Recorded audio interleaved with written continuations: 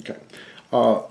The reason why I was looking for something a little bit bigger is because, and a little bit more sportier, is because I already have and own a Bulova, which is actually a bracelet watch, as you can see here.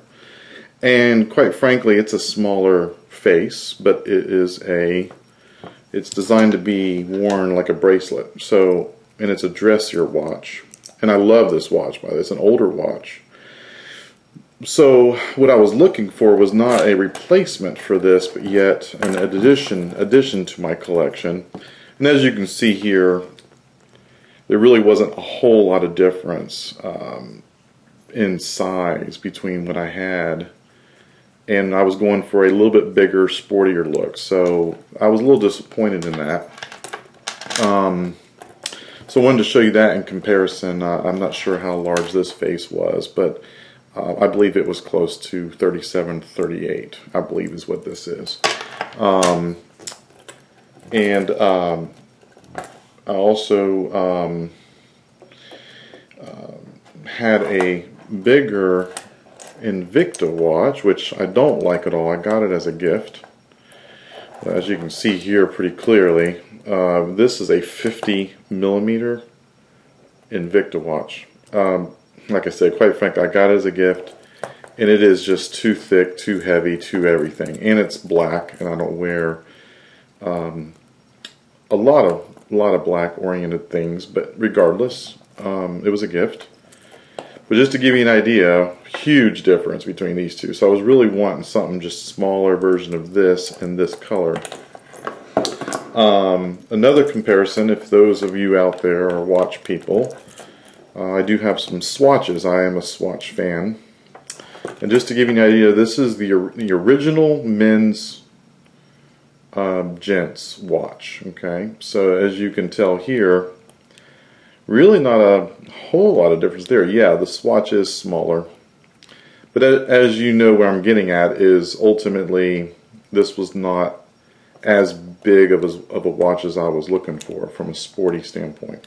And quite frankly, I actually have the new gents swatch in black for when I do want to wear black and just a little bit dressier up. And I do love this watch. This is a new swatch. It's a new gents, and as you can tell, it's actually bigger than the Invicta. This is actually 42 millimeter. Versus 37.5, and as you can tell, it is actually significantly bigger. Even the band is wider, and that's obviously not what I was going for. I was actually looking forward to having something like this in this style is what I was going for. So therefore, I was a little disappointed in this, and I was like, well, let me go back online and look and see if they have one closer to maybe a 40 or 42 millimeter. But regardless, this is actually a very nice watch. I've worn it just loosely. Here it is on my wrist, just to kind of show you that. I have not changed the links because I knew that there was a potential that I was going to return it. But as you can see here, there it is on my wrists. You know, it doesn't look too terribly bad, I realize, but like I said, I was going for something just a little bit larger. But there's an idea of what it looks like on my wrist. And I think, like I said, the links, the wrists was just a little bit too skinny for me, is the deal. So anyway, now that's the 9204. Okay, so now we'll take a look at the 17056, and that's this guy right here. This one is measuring in at 40 millimeter, and the band is supposed to be right at 20 millimeter. I don't know about the depth. There was very much conflicting results on this depth, but I want to say that's around 11. The band on this one, by the way, is 18. Okay. And real quick, just to kind of show you, The big difference in the bands actually is in the outside of the band. Let me do it like this. The big difference in the band actually ends up being this outside piece. This outside piece is much smaller than this one, even though it's 2 millimeter difference. As you can tell, really everything was just a little bit proportionately bigger, even though it's only 2 millimeter. But to me, it was significant enough in what I was after. Also, what I've noticed, and I just got this watch, so I'm kind of just flying by the seat of my pants as far as the differences. But you can also notice that the blue outside area, I don't even know what you call that. I guess some people call it the bezel or something. But basically, this blue outside area, as you can tell here, is actually significantly larger. Really, the whole face, of course, is about, what, 2.5 millimeter larger, and I guess in my estimate it made a big enough difference. Quite frankly, this just looks a little bit more masculine. This really seemed to me have a little bit of a feminine type look to it, even though it is a men's watch. And actually, I was wearing this around the house, you know, just to try to get used to it, to see if I am going to be okay with it, especially if this one ended up being a little bit too big for me. And I was liking it fine. This is a good quality watch, from what I can tell. But like I said, when this came in, it was definitely the size difference that I was hoping for, is the deal. Now, technically, and I'm not going to get too technical, but as you can tell, even the Invicta logo and everything is actually significantly larger. You can actually see it better. So everything is just nicely more proportionate, in my opinion. Now, this one is a Japanese movement. This one is a Swiss movement. And basically what you're looking at, street price, is a difference of about $20.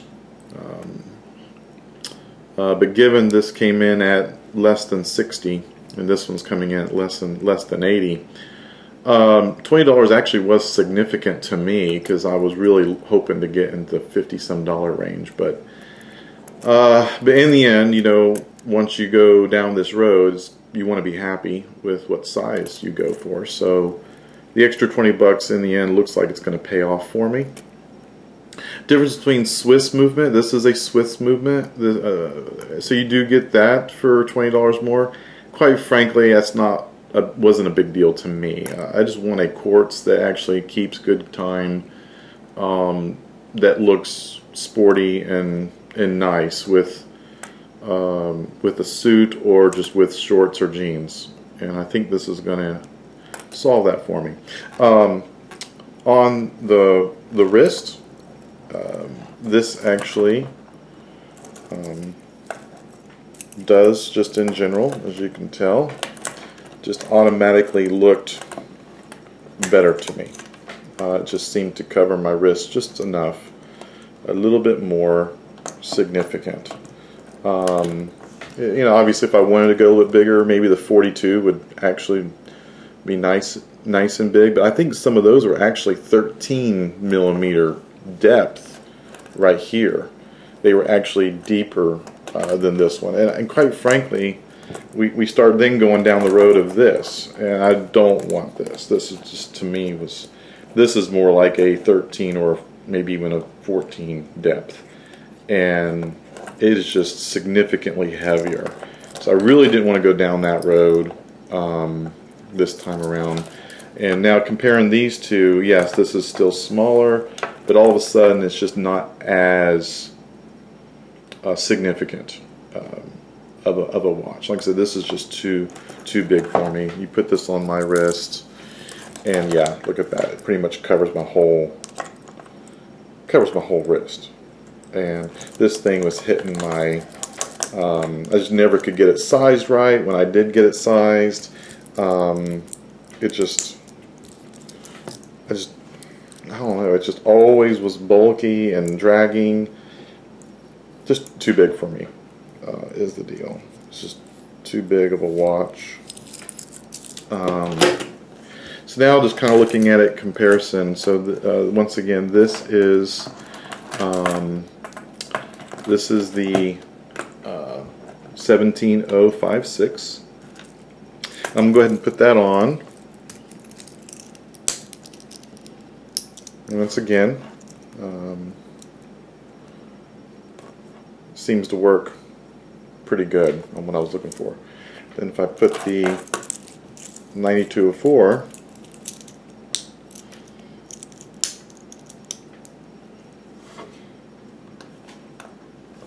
you can see the differences between the two. So from a wrist standpoint, it actually is fairly significant, even though it's only 2mm difference. Even from the top, it just lays differently, a little bit bigger.